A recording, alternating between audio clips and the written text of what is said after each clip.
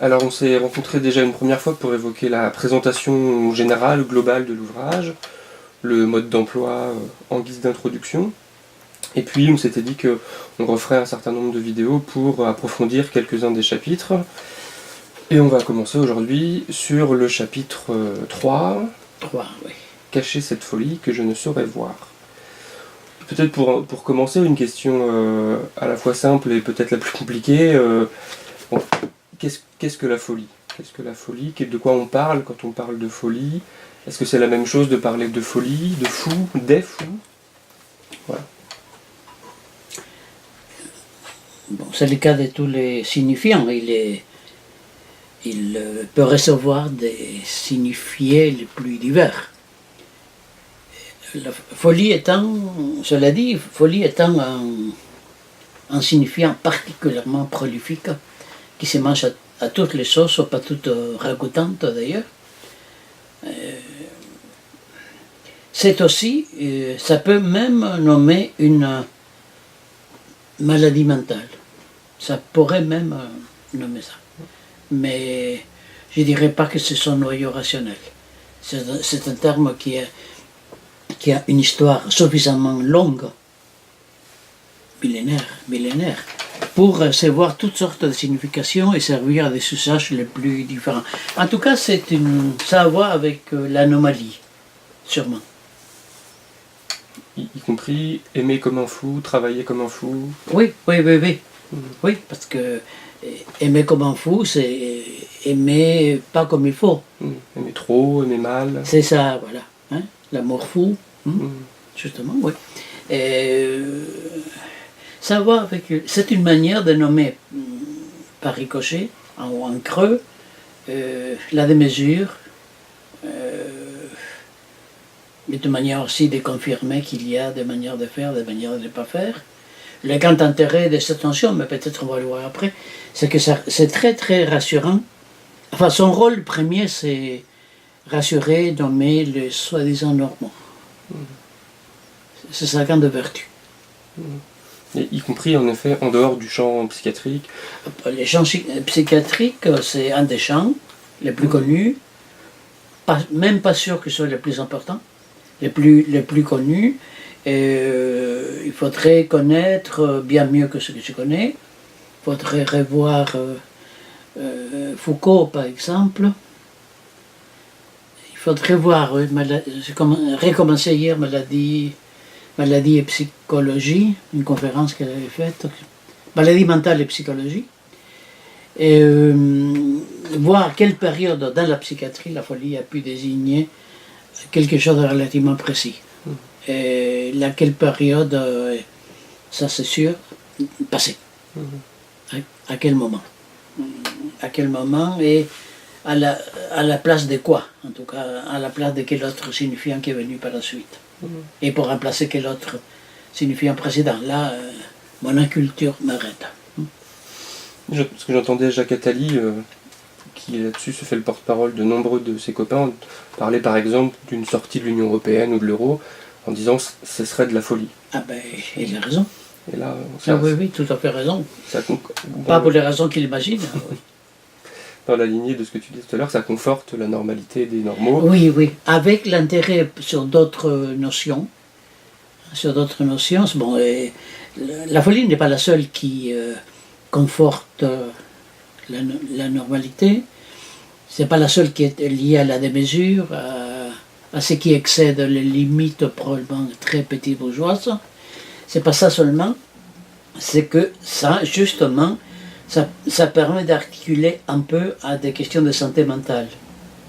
Et donc, à la fois plus récupérable, c'est pas sa faute, elle est comme ça, et à la fois, on verra après, socialement, politiquement neutre.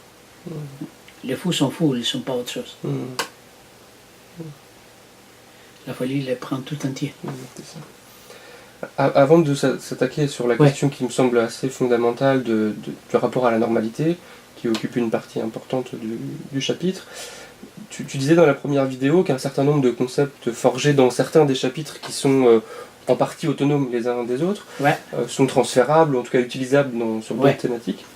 Dans le chapitre sur la vieillesse, tu parles de l'interpellation vieillesse, Yes. qui est une condition nécessaire à l'entrée en vieillesse. Oui. Est-ce que tu dirais qu'il y a une interpellation fou, une interpellation folie nécessaire à l'entrée en folie? Il faut voir, c'est probable. C'est probable. Mais là, je suis très soigneux pour ces choses-là, en tout cas. Non, je ne l'ai pas testé suffisamment pour pouvoir répondre oui ou non. Ce n'est pas impossible. Il faut certainement, entre autres choses, des hôpitaux psychiatriques. Sinon, il n'y a pas de fou. Ça, c'est un point sur lequel on reviendra. Mais bon, on va revenir sur tout. Surtout, c'est ça. C'est ça. Bon, la folie interroge la normalité des normaux. Ouais. Ça, c'est quelque chose, ça me semble être un point central, en tout cas, dans Ouais. le chapitre. Alors, mais j'aimerais un peu savoir, rentrer un peu dans le moteur de cette affaire-là. Comment elle interroge la normalité? Qu'est-ce que la folie interroge de la normalité? Et pour faire un petit détour vers quelqu'un qu'on a invité aux journées d'études l'année dernière, qui est Henri-Jacques Sticker, est-ce que tu dirais qu'il y a une utilité sociale, je crois que Sticker parle de fonction anthropologique du handicap.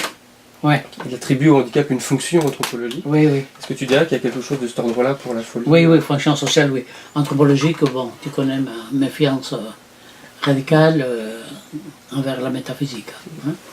Et quand on dit fonction anthropologique, là, c'est une façon plus ou moins édulcorée de dire métaphysique, là, ça renvoie à la nature humaine, non, je ne mange pas de ce pain. Ça ne m'intéresse pas, et puis je crois que ça conduit nulle part. Et en revanche, oui, c'est une... s'interroge la normalité des normaux. C'est pour ça que ceci s'en occupe tellement, qui tiennent tellement à offrir aux fous quelques espaces à eux réservés pour éviter la contagion. Ça s'interroge la normalité des normaux au sens où s'interroge ce qui, chez chacun, c'est aussi la citation de Lacan en début de ce chapitre, et la folie interroge ce qui, chez les soi-disant normaux, est constamment, nous compris donc, est constamment tu, sublimé, édulcoré, travaillé par le travail, par les pilules diverses, etc. C'est-à-dire, c'est une des raisons, il y a bien d'autres. Une des raisons, c'est de dire la folie interroge la normalité des normaux, c'est-à-dire la croyance de normaux d'après laquelle ils sont que normaux, c'est ça, là. Ils sont que normaux. Ils sont comme tout le monde. À la petite condition près, évidemment, de ne pas définir ce que tout le monde veut dire. Même si, d'un autre point de vue, ça renvoie au profil dominant dans une culture donnée, dans une classe sociale donnée. Hein? Ça existe tout le monde, ça a un contenu rationnel. Hein? Ça a un noyau rationnel.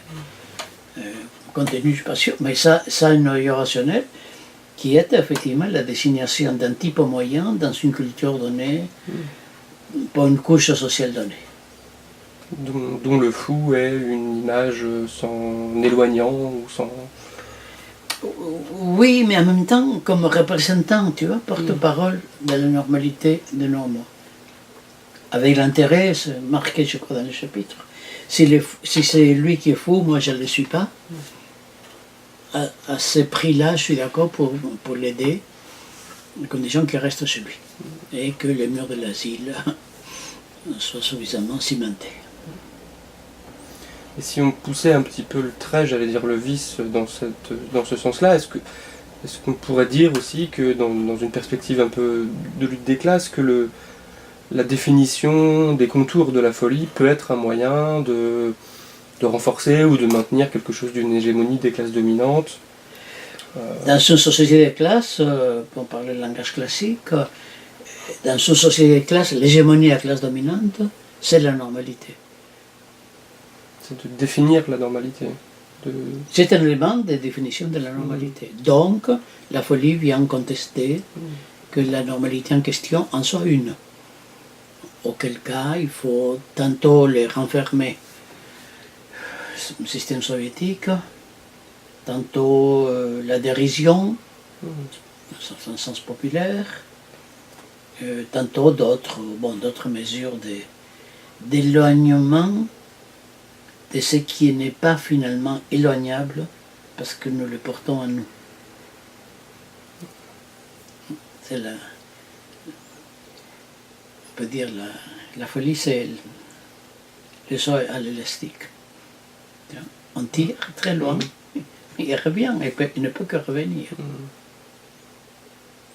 Je posais cette question en faisant référence, entre autres évidemment, à la citation de Jacques Attali et des 1001 poursuiveurs qu'il a sur ce sujet-là, en considérant la sortie de l'Union Européenne et tout un tas d'autres sujets polémiques comme une folie, comme une forme de folie. C'est un moyen de considérer que rien d'autre que l'état des choses actuel n'est possible. Ça renforce l'idée que... Tu viens de cette phrase géniale d'un ministre il y a quelques années, ministre quelque chose, je sais pas, disant c'est pas la pensée qui est unique, c'est la réalité. À une époque, je me rappelais comment il s'appelait le machin, pardon, monsieur le ministre. C'était un ministre de droite. À supposer dans ces pays, on puisse faire la différence de façon nette et claire. Bon, et ailleurs aussi.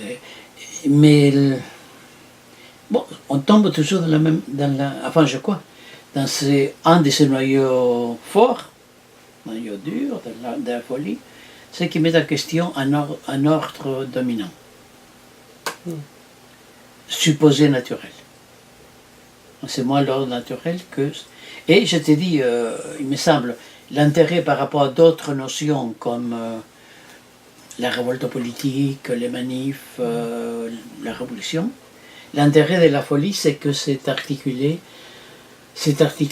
à des questions de santé mentale, ça n'a aucune connotation sociale, c'est supposé ne pas avoir des connotations sociales, être politiquement neutre. Je disais, bon, c'est une des questions qui va venir après, peut-être. Il me semble que dans le bouquin de Mathieu Bellassem sur la santé mentale, il dit que dans la définition de la santé mentale, il y a la capacité à s'adapter aux contraintes contre lesquelles on ne peut rien, ou quelque chose comme ça. Non, comment ça? Dans la définition de la folie, non? Non, de la santé mentale. La bonne santé mentale, oui. c'est la capacité... C'est texto, oui. Là où, parallèlement, on érige comme loi la flexibilité, l'adaptabilité, la charge de travail. Je n'ai pas lu chez lui, mais c'est la définition de l'OMS. Hein, oui. C'est la définition de la définition même de la folie, ou de l'autre revers de la médaille, qui est la bonne santé mentale, évolue au rythme aussi où Absolument. Alors une question un peu qui m'a un peu travaillé à la lecture de ce... C'est bien, ça fait pour. Une petite parenthèse avant de poser vraiment la question. Dans son intervention et dans son ouvrage « Corps infirmes et société », Jacques Sticker parlait du handicap, et je crois que là-dessus vous rejoignez à peu près, du handicap comme une construction sociale. Ouais. Dépendant, en tout cas, dépendant des constitutions socio-historiques, donc mouvant dans le temps, dans l'espace. Mais j'ai l'impression, peut-être que je me trompe, mais qu'il disait, Sticker, qu'il y avait quand même quelque chose d'un invariant, transhistorique, d'un cœur du handicap, qui lui était amené à ne pas bouger, quoi. Et je crois même que dans son intervention, il disait quelque chose comme, bon, quelqu'un qui n'a pas de jambes, c'est quelqu'un qui n'a pas de jambes. Quand il n'y a pas de jambes, il n'y a pas de jambes, ça fait handicap. Comme si ça faisait transhistorique. Et est-ce qu'on ne pourrait pas, dans le sujet qui nous intéresse dans la folie, identifier aussi des invariants transhistoriques, des choses qui, en tout temps, en tout lieu, seraient de la folie? Et pour t'épargner de faire la référence habituelle à ta grande copine Jeanne d'Arc, je voulais te parler de Charles VI, qui est l'entrée de la forêt du Mans, qui a officié bien avant la naissance de la psychiatrie, et qui pour autant était considéré comme fou par ses contemporains, bien avant la naissance de la psychiatrie, de la définition plus contemporaine. Oui, mais ça, il faut voir des textes d'époque, comment il a été, comment il a été dit qu'il était fou. Parce qu'évidemment, ce n'est pas la perpétuation d'un mot qui nous intéresse, mais celle d'une logique. Hein. Il faut voir comment c'était dit. Là, une petite incursion archiviste serait utile. Bon. Invariante,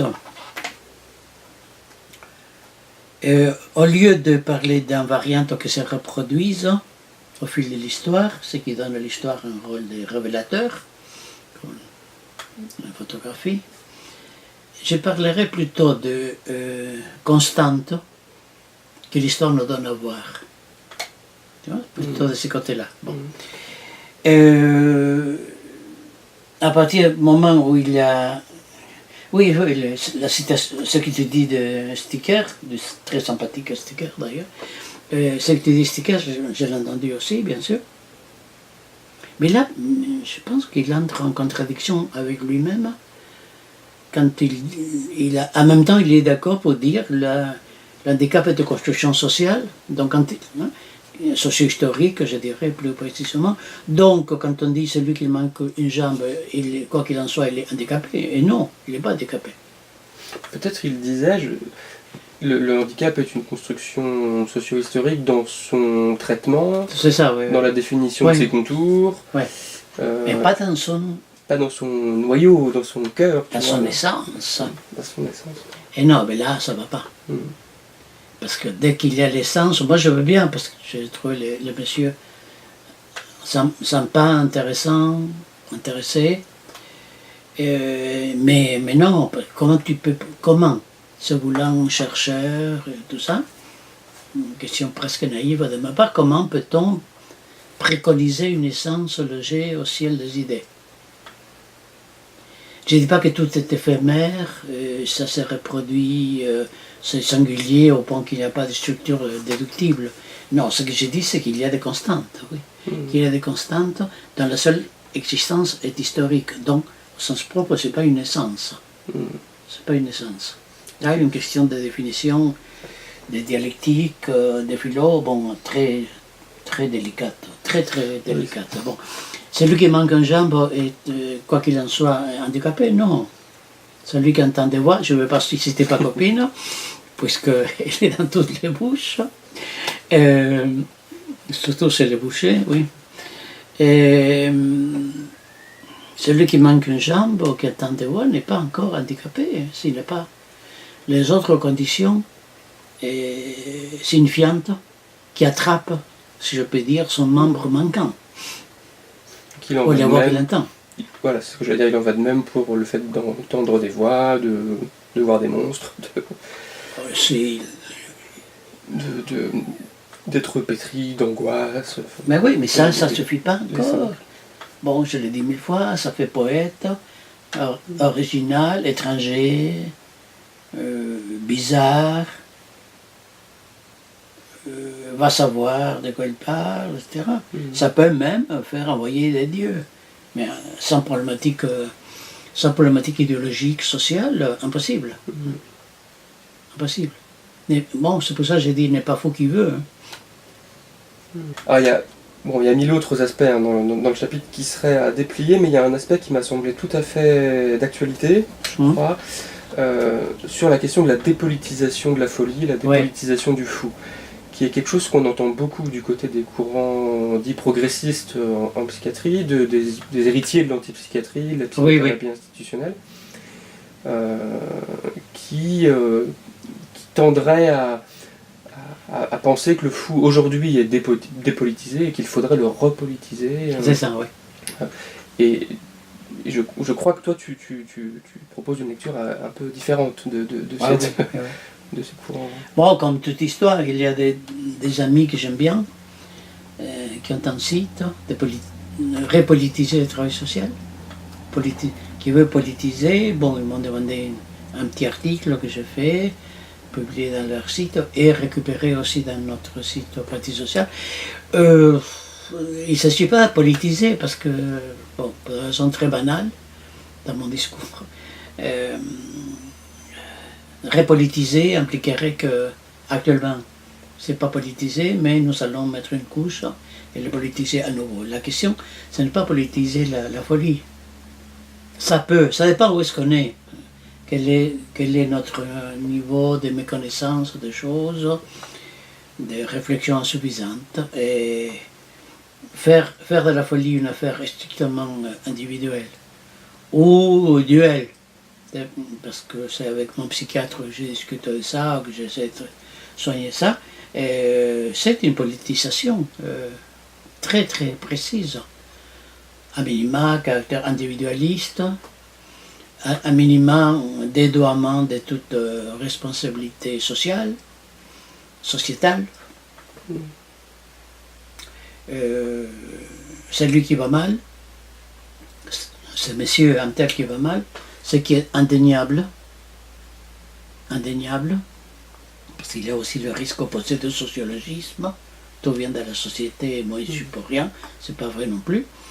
Donc, c'est lui qui va mal, oui, mais il va pas mal n'importe où, il va pas mal dans n'importe quelle société, de même que la fermeture des lits d'hôpital grossissent les cellules pénitentiaires. Et donc ces gens ne sont pas particulièrement délinquants. En tout cas, le renfermement pénitentiaire est une manière de traiter la délinquance, il y a bien d'autres. Et de même, donc, je suis perdu.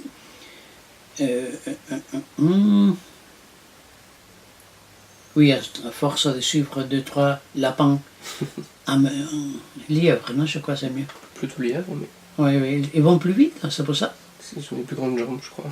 Ah oui, d'accord. Bon. Tu épingles dans l'ouvrage, je crois que l'autre versant de la pièce de la dépolitisation prétendue de la psychiatrie, c'est de proposer une repolitisation prétendue humaniste. Oui, qui est presque... Je pense à un bouquin de Pierre Delion, paru il y a quelques mois ou 1 ou 2 ans maximum. Quelques mois, je dirais, oui. Quelques mois, c'est assez récent. Oui. Mon combat pour une psychiatrie humaine. Oui, oui. Il est loin d'être le seul dans les, les tenants progressistes. C'est un peu le collectif 39. Oui, aussi. C'est ça. Aussi le groupement autour de Mathieu Bellassem, dont le nom ne me revient pas, mais qui d'un côté, on pourrait presque dire qu'il y a presque contradiction, parce que dans son ouvrage La santé mentale, Bellassem, à toutes les pages, il montre la politisation extrême du fou, puisqu'il montre les accointances entre la santé mentale et le capitalisme néolibéral.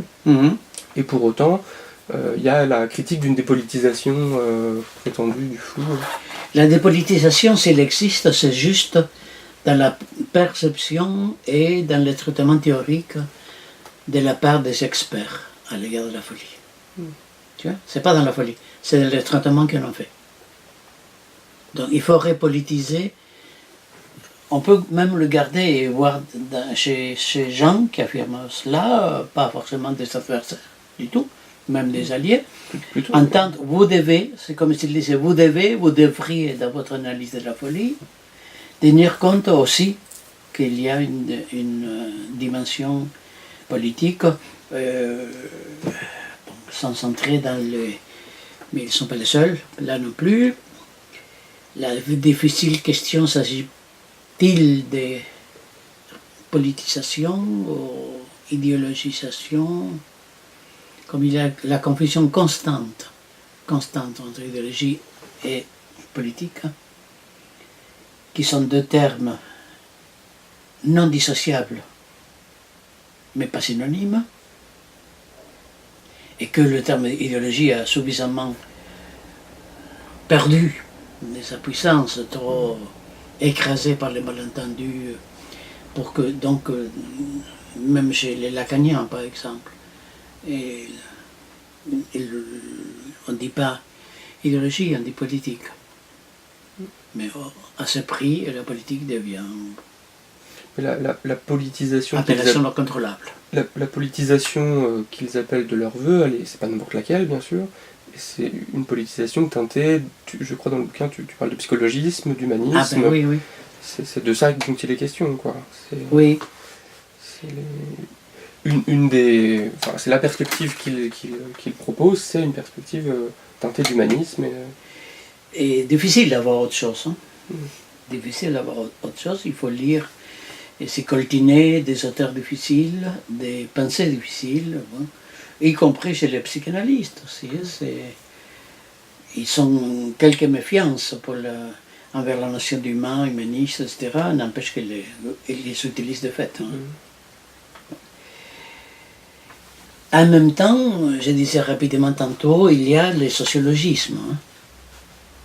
La politisation peut consister à la soi-disant repolitisation peut consister aussi à dire que le sujet singulier n'y est pour rien, qu'il est le simple porteur, écrasé par des conditions, bon, ce qui n'est pas vrai non plus, en tout cas c'est invérifiable. C'est invérifiable. Donc, ça veut dire quoi? Ça veut dire qu'il va mal? Non, ça veut dire, dans mon langage, ça veut dire strictement qu'il n'arrive pas à des compromis, n'arrive pas le sujet en question, arrive difficilement, voire n'arrive plus à des compromis vivables avec sa folie, ce qui le distingue de Normand. Compromis vivable avec sa folie. Tu parles de disconformité à l'égard de la Oui, norme. oui, c'est une des étymologies, en plus je trouvais très marrant. C'est ça, disconformité. À l'égard de la norme. Des normes supposées intangibles. Hein, des normes supposées intangibles. Alors, pour terminer ce court parcours Non, mais c'est bien, c'est autour de la dynamique. folie, bon, prendre soin, soigner, tu distingues dans l'ouvrage de logique, de... Qui ne s'exclut pas. Bien sûr. Est-ce que tu peux nous en dire un petit peu plus sur voilà, ce qui est du côté du soin, du prendre soin, préciser un peu cette distinction que tu fais Le prendre soin, c'est une attitude, hein, une manière d'envisager les choses, d'entendre que la folie n'est pas qu'une affaire individuelle, et que ce n'est pas seulement que ça relève pas seulement de transfert entre deux subjectivités, mais aussi d'une posture au monde. Prendre soin, c'est-à-dire encore collectiviser la folie, dire que le dit fou n'en a pas le monopole. Pouvoir traiter avec lui du fait qu'il n'en a pas le monopole. Qu'entendre de voix, c'est pas grave. Tout dépend de lequel on entend. Il y en a qui entendent la voix de la patrie, la voix de ceci, la voix du devoir, la voix de son mari, de son épouse, de son patron, les gens qui courent dans le métro parce qu'il y a 8h-5, etc. Bon. La question, ce n'est pas ce qu'on entend. Depuis des années, hein, ils courent dans le métro. C'est pas les symptômes. Prendre soin, c'est pouvoir ne pas réduire les sujets à ses symptômes, voire à son dossier. De façon un peu équivoque, pour le moins, dans la clinique, on parle parfois de s'appuyer sur la partie saine du Oui, sujet. oui, d'accord. Oui. Je ne sais pas comment on fait, et comment on la détecte. Peut-être une invitation à considérer que le fou n'est pas que fou. Oui, oui, c'est ça. Oui. Qui est déjà un premier pas.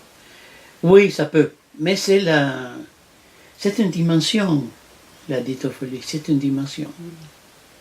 Ce n'est pas, c'est pas un état. Pour qu'il état, peut-être il faudra qu'intervienne l'interpellation, comme tu disais, des institutions ad hoc qui s'occupent à la fois de soigner et de cultiver. C'est pas une accusation, c'est dire que la prison c'est la meilleure école de la récidive. Et soigner, prendre soin, tu viens d'en donner quelques... Soigner... Le soin et le prendre soin. Parce que dans le prendre soin dont tu parles là, ça s'approche de ce qu'on pourrait considérer comme étant le soin. Oui, pourquoi pas. Dans le son, il y a aussi une dimension plus technique, on va dire, hein, éventuellement médicamenteuse, explicative. Explicative, c'est-à-dire dire pourquoi il faut telle pilule. Pas parce que ça vous fait du bien, parce que ça fait du bien au labo, avant tout, hein, les pilules, pas forcément aux patients.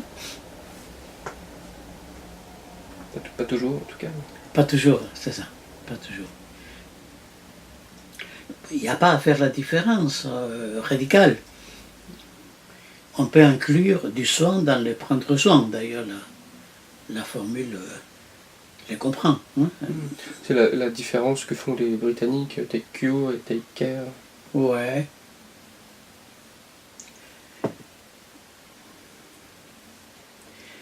Les soins comportent toujours quelque chose de